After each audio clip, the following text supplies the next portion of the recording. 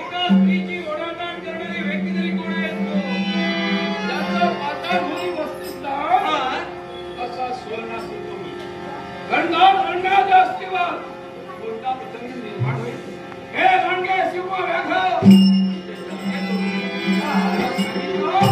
एक प्रसंग जीवनात आला, दुसरा प्रसंग येऊ नये म्हणून तिला हट्टाने घेऊन आलो तो.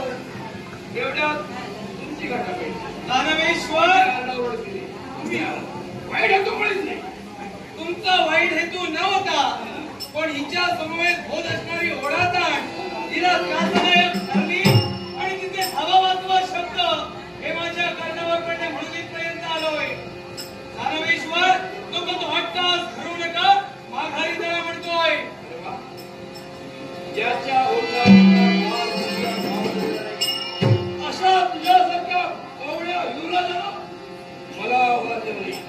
जीवनात विचार करून जगायचं असेल तर मी सांगतोय माघारी जा. आणि मागायचं असेल आणि जीवनाचा शेवट पुढे द्यायचं असेल तर आयुष्यात दानवेश्वर, जन्म मरणाचा विचार या अभिनंदनाने जीवनात कधी केला नाही. त्या प्रसंगाला सामोरं जाणं एका क्षत्रियाचं कर्तव्य आहे आणि त्या क्षत्रियाच्या कर्तव्याच्या योगी करून त्या स्त्रीचं रक्षण करणं हे मला क्रमप्राप्त आहे. तुमचं आणि माझं छाटलं जाऊ आपल्या मुखातील शब्द ऐकले क्षणभर समाधान वाटलं. ती सुनाची किती लाभ लागते. तुमचंही आवाज